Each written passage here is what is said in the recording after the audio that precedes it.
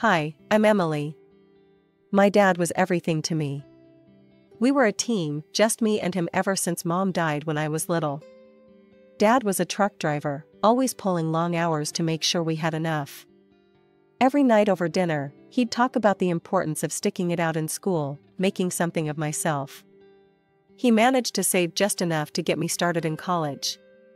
It was at college during orientation week that I bumped into Mark. Literally bumped into him, spilling his coffee all over his shirt.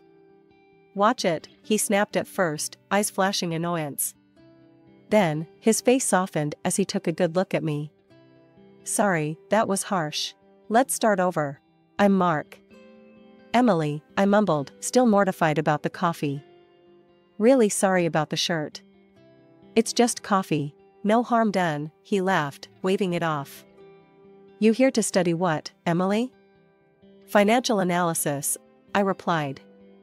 He grinned, pointing to himself. "Same here. Looks like we're gonna be classmates." Mark was charming, with a quick smile and quicker wit. We hit it off instantly. Spending time with him felt easy, like slipping into a warm bath. Before long, we were thick as thieves, hanging out after classes, studying together, and grabbing late-night snacks at the 24-hour diner near campus. Then, just as I thought life was finally on my way up, it crashed. Dad died unexpectedly. Heart attack, out of the blue. The rug was pulled from under me, and down I went. There were no savings, nothing but the apartment we lived in. College funds? Gone. My world, my plans, all up in smoke. I was lost, but Mark stepped in. One evening, a few weeks after the funeral, he came over with a six-pack and a takeout box from our favorite Chinese place. We sat on the worn-out couch in my living room, surrounded by Dad's old books and pictures. "What about moving in together?" Mark said, his voice firm. "You know, cut down on expenses. We could make it work." I stared at the floor, not sure what to think. I don't know, Mark. I can barely afford to keep this place. Listen, we get married, move in here together. I'll keep studying, you work for now, and when I'm done, it's your turn. I'll support us then," he proposed, his eyes earnest. The idea sounded crazy, but there was a sincere ring to it. Maybe it was the grief fogging my brain, or maybe it was the desperate hope fluttering in my chest, but I nodded slowly. "Okay, let's do it. But promise me, when you graduate, it'll be my turn." "Promise," he said, reaching across to squeeze my hand. We got married 2 months later at a courthouse, with a couple of Mark's friends as witnesses. Dad's apartment became our home, our little island in the storm. My days blurred into nights as I shuffled between 2 jobs, just to keep our heads above water. By day, I was slinging coffee and plates at a bustling cafe, and by night, I sold pastries at a local bakery. Exhaustion became my constant companion, but quitting wasn't an option, not with Mark buried in his textbooks and our bills piling up. Mark's study schedule meant he was home a lot. You'd think that would make things easier, but it didn't. He had his finals coming up, and the stress turned him into a bear. The smallest things set him off, especially if dinner wasn't ready when he expected it. One night, I came home later than usual, my arms aching and my feet swollen from the long shifts. The house was dark except for the flicker of the lamp over Mark's study table. I dropped my keys on the counter and winced at the noise. Almost instantly, Mark's head popped out from his books, his brows knitted in annoyance. "Where have you been?" "I've been waiting to eat. There's nothing ready?" His voice was sharp, each word like a jab. I sighed, leaning against the doorframe. "I'm sorry, Mark.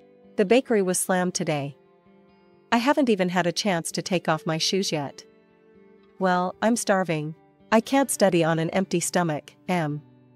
His voice softened a bit, but the irritation was still there, hanging between us like a thick fog.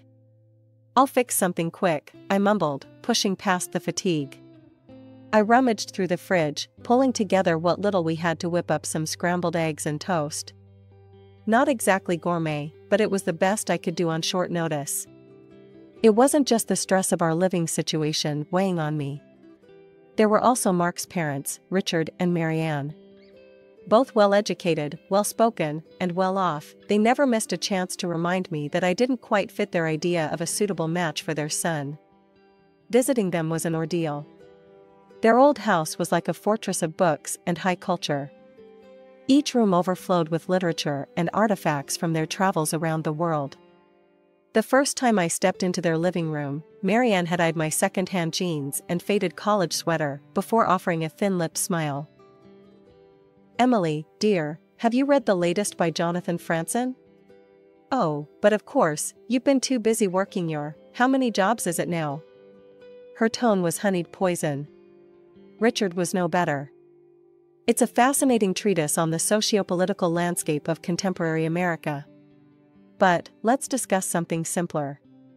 His chuckle was a soft knife, and I felt my cheeks burn with humiliation. I tried to hold my own, to nod along, to throw in a comment here and there, but it was like shooting arrows in the dark. Eventually, I stopped trying. One evening, after a particularly grueling shift at the cafe, I mustered the courage to tell Mark how I felt. "Your parents, they don't think I'm good enough for you, do they?" I asked him as he clicked away on his laptop. Mark didn't look up. "Look, they're my parents. They have their ways, but they mean well." "You're overreacting." I knew then that arguing was pointless. He couldn't see it, wouldn't see it. So, I pulled back, retreating into my shell of work and solitude. Mark continued to visit his parents alone, often staying overnight. I wasn't invited, and I didn't ask to be. When Mark finally graduated and landed a decent job with a good salary, I felt a weight lift off my shoulders. Now it's my turn, right? I remember asking him one evening as we sat down for a rare quiet dinner. Mark had just started talking about his new role at the company, buzzing with excitement over the projects he was handling. "Yeah, about that," he said, his fork pausing midair. "Look, Em, things are tight right now. The job pays well, but we've got bills, debts. You know how it is." I nodded, biting back my disappointment. "I get that, but we talked about this, Mark. It's supposed to be my turn. I was thinking I could start with just a couple of classes. I'll keep working at the bakery to help out." He shook his head, a frown creasing his forehead. "Emily, be realistic. We need every penny we can get. Forget about college for now." The resentment that had been simmering inside me boiled over. "I supported you," I snapped. "I worked 2 jobs, Mark, so you could have this, so we could have this. And now you're telling me to forget my dreams?" He didn't look at me. "It's not like that, and you know it. Things change. We need to be practical." Practical. The word hung in the air between us, heavy and cold. But before I could argue further, life threw us another curveball. I found out I was pregnant. All thoughts of school were pushed to the back burner as we prepared for our new arrival. Lily came into our lives like a storm, fierce and beautiful. I threw myself into motherhood with all I had, but the strain on our marriage didn't ease. If anything, it grew worse. Mark was distant, often coming home late, and when he was around, he critiqued my parenting. "You need to push her more, Em," he'd say as he watched me play with Lily. "She needs to start learning early. I've signed her up for French lessons and a toddler developmental center." "She's 2, Mark," I would protest, feeling the familiar flare of anger. "She needs to play, to be a kid." Mark had been sorting through some papers, not really listening. At that, he looked up, his expression hard. "Maybe if you had some education, Emily, you'd understand the importance of what I'm doing for her." The words said a lot. They said I was just the uneducated wife, good enough to work and pay bills, but not good enough to be a real partner in raising our daughter. When Lily turned 5, the gap between me and my family widened into a chasm. Mark's parents took it upon themselves to completely oversee her upbringing. They showed up at every school event, every concert, parading around as if they were the primary caregivers. Mark didn't just allow this, he encouraged it. It got to the point where he actually forbade me from attending school events. Emily, you don't have the education to understand what's going on there. It's best if you stay home, he said one evening, his tone final, leaving no room for argument. I felt my face flush with hurt and anger. So, what? I'm not good enough to see my daughter perform? Is that what you're saying? Mark shrugged, indifferent. It's about what's best for Lily. My parents can provide the kind of support and image we need to project. You being there, it's just not right. I was stunned, words failing me as the sting of rejection from my own husband sank in. This wasn't just about me anymore, it was about our daughter, and the warped lessons she was learning about worth and family. Lily's behavior started changing too. She no longer saw me as an authority figure, much less a mother.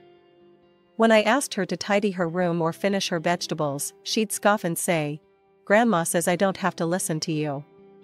It broke my heart every single time. As Lily grew older, her disregard turned into embarrassment. One day, when Lily was about 13, she had friends over for a study group. I was vacuuming, lost in my thoughts about how distant our relationship had become. I turned the corner into the hallway, and there was Lily, her friends trailing behind her. Seeing me, she hesitated for just a second. Her eyes darted from me to her friends, and then, as if she'd made a decision, she said, "Oh, that's just the housekeeper." The words hit me like a physical blow. I stood there, frozen, as her friends nodded casually and followed her into the room. As soon as I was sure they were out of earshot, I rushed to the bathroom, tears streaming down my face. How had it come to this? How had I become a stranger in my own daughter's eyes? That evening, after Lily's friends had left and we were alone in the kitchen, I confronted Mark. "Did you know what Lily calls me in front of her friends? The housekeeper. That's what she thinks of me, thanks to you and your parents." Mark didn't even have the decency to look surprised. He just kept scrolling through his phone. "Well, what did you expect, Emily? You set yourself up for that by never pushing back. If she doesn't respect you, it's because you never demanded it." I stared at him, the man I had married, the man I had supported through college, and didn't recognize him. He was a stranger, one who valued appearances over family, image over substance. Turning 36 was supposed to be a fresh start, a chance to mend fences and rebuild the bridges. With that little hope, I booked a table at one of the nicer restaurants in town, a place where Mark and I once celebrated happier times. I even splurged on a new dress, something simple yet elegant, hoping to light up Mark's eyes like I used to. I came home that evening, the fabric of my new dress swishing softly against my legs, feeling a mix of nerves and excitement. "Mark, Lily, hurry up and get ready. I booked us a table for my birthday. It's going to be special," I announced, trying to inject some cheer into my voice. Mark looked up from his laptop, his face blank, while Lily didn't even bother to pause her video game. "Go out with you? In that?" Mark snorted first, and then Lily joined in, her laughter sharp and mocking. "What's wrong?" I frowned, looking down at my dress. "You think you look good? You look like a scarecrow," Lily scoffed, her words slicing through me. "I'm not going anywhere with you. You'll just embarrass us. Yeah, let's not pretend we're some happy family. You're just an ignorant loser, Emily. What were you thinking?" Mark's voice was cruel, devoid of any warmth. The room spun a little, their words hitting like physical blows. "But I thought we could all have dinner together. Like a family," I stammered, my voice barely above a whisper. "A family? With you?" Mark laughed, cold and harsh. He thrust an envelope at me. Confused, I opened it slowly. It was a divorce application. "This is my final gift to you," he said, his tone final. I stood there, the paper shaking in my hands. This wasn't happening. It couldn't be. "We're moving out, Mom. To the nice part of town, with Dad." "There's no place for you there," Lily added, her voice echoing her father's disdain. "You can keep this old place." They packed their bags that night. I watched, numb and broken, as they hauled their belongings out of the apartment. Mark didn't look back, his steps never faltering. Lily followed him, her eyes avoiding mine, as if I were a stranger, not the mother who had cradled her, soothed her nightmares, and cheered for every little milestone. The door slammed shut, the sound echoing through the now empty apartment. I sank to the floor, my birthday dress crumpled beneath me, the divorce papers clutched in my fist. The tears came then, hot and unending, mourning not just the end of my marriage, but the loss of my daughter, my family, my whole world. The divorce was a brutal affair, stripped of any dignity or semblance of the love. When Mark sued for sole custody of Lily, claiming I was unfit due to my educational status and financial instability, the courtroom felt colder than any place I had ever been. Sitting there, the harsh lights of the courtroom felt like a spotlight, illuminating every failure I ever thought I had hidden. My in-laws were there, right beside Mark, united in their disdain for me. Richard, with his sharp suit and sharper tongue, didn't miss a chance to emphasize my inadequacies. She simply lacks the capabilities to provide Lily with the environment she needs, Richard testified, his voice smooth and confident. Her lack of education and refinement, quite frankly, it's not up to the standard a child like Lily deserves. Marianne nodded along, her agreement silent but palpable in the tight press of her lips. I wanted to scream, to tell them that love can't be measured in diplomas or bank statements, but the words choked in my throat, strangled by the weight of my grief. When it was my turn to speak, my voice was a mere whisper, barely audible even in the hushed courtroom. I have always done my best for Lily. I love her more than anything, and all I've ever wanted was to make her happy. The judge looked at me, his expression unreadable, and then scribbled some notes that felt like the final nails in the coffin of my parental rights. The gavel fell with a sound that echoed like a door slamming shut on my heart. Custody was granted to Mark, and with it, a clear message: I was not enough. Walking out of the courthouse, the sky was a brilliant blue, mocking me with its clarity. I felt anything but clear, everything was a blur, the faces, the city, my future. But amid the chaos of my thoughts, a spark of defiance flickered to life. They thought I was done, that I would crumble, but I wouldn't give them the satisfaction. I turned to my old friend Sarah, who had come to support me at the trial. I'm going back to college, I declared, the words feeling like shards of glass in my mouth, sharp and dangerous. Sarah's eyes widened. Are you sure, Em? After everything? Especially after everything, I said, the resolve hardening inside me like cement. I need to do this, for myself. I need to show them, and me, that I'm more than what they think. The journey back to college was a Herculean task.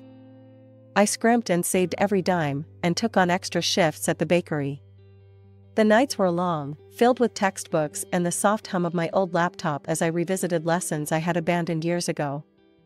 Social media was a constant reminder of the life I had lost. Pictures of Mark, Lily, and a woman with a too bright smile in luxurious settings filled my feed. They looked happy, untouched by the turmoil they had left in their wake.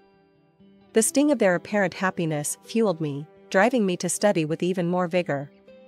By the end of the semester, my grades were at the top of my class.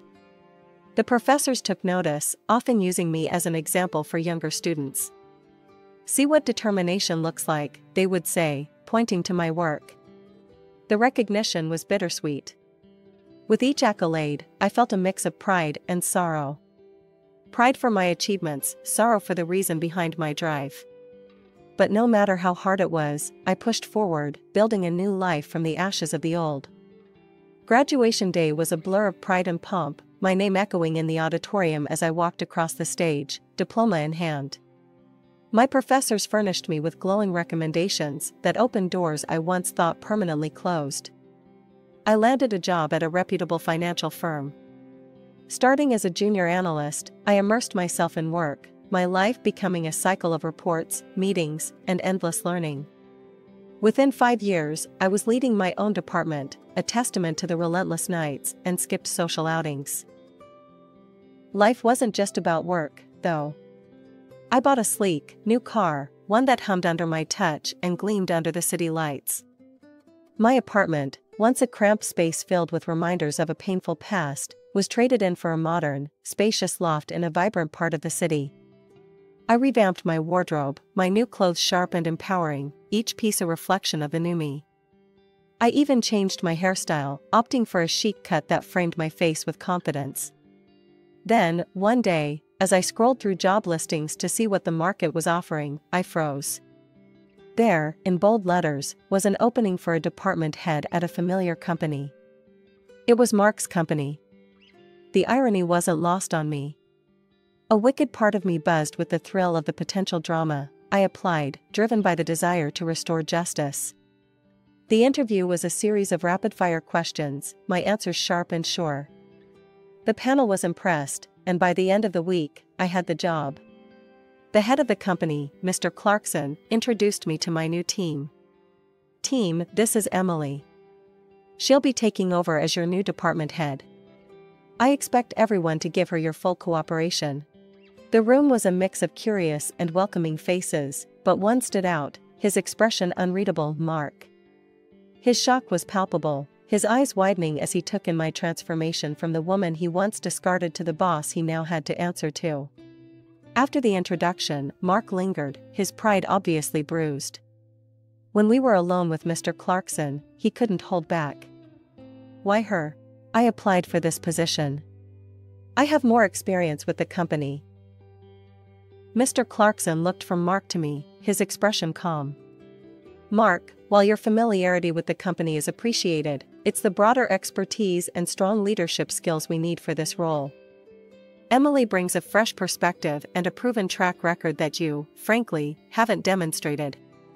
I suggest you learn from her." The words seemed to crush whatever pride Mark had left. He stormed out, slamming the door behind him with a force that echoed through the quiet office. I stood there, the ghost of a smile playing on my lips, not out of spite but out of satisfaction. After the showdown at the office, Mark couldn't handle the new dynamics. Within weeks, he resigned, his departure quiet but the talk of the office. I heard through the corporate grapevine that he struggled to find a similar position elsewhere. Things spiraled for him, and soon, the woman he was living with kicked him and Lily out, tired of his constant joblessness. They moved back in with Richard and Marianne, but it wasn't the comfortable retreat Mark had hoped for. The luxuries Lily was accustomed to were no longer sustainable, and even his parents couldn't indulge her whims as they once had. Reality bit hard, and Lily found it difficult to adjust to their changed circumstances. One afternoon, there was a knock on my new apartment door, the modern, spacious place I had made my sanctuary. I opened it to find Lily standing there, her eyes roaming over the chic decor and the city view that stretched behind me. "Wow, Mom, this place is amazing," she exclaimed, a whistle escaping her lips. "I guess I'll be staying here now." Her words hung between us, expectation thick in the air. I studied her for a moment, my heart aching with a mix of emotions. There she was, standing in my home, as if all the years of neglect and hurt could be wiped clean with a simple decision to move in. "Lily, a fresh start isn't just about a new place to stay. It's about mending things, acknowledging mistakes. I haven't heard you apologize for anything. For how you've treated me, for the things you've said and done." Her face fell, and then, as if on cue, tears welled up in her eyes. "Mom, please, I'm sorry. Can we just forget all that? I want to be here with you." It was hard, looking into her eyes and seeing the plea there. But the tears seemed more a tactic than true remorse. "Lily, I love you, but you can't stay here just because it's convenient or because you're escaping from something unpleasant.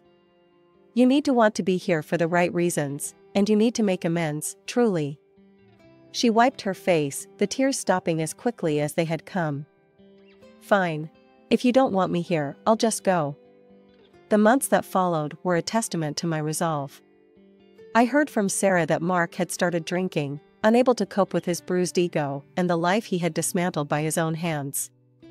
Lily moved to another city, perhaps in search of the fresh start she had tried to find with me. Meanwhile, my career reached new heights. Life was good, stable, and fulfilling professionally. But it was the personal victory that sweetened the newfound success. I met Tom at a conference. His kindness and understanding were a balm to the scars left by my first marriage. We connected over shared interests, and soon, friendship blossomed into love. We married quietly, a simple ceremony with a few close friends. As I stood there, exchanging vows with Tom, I realized I had found my peace.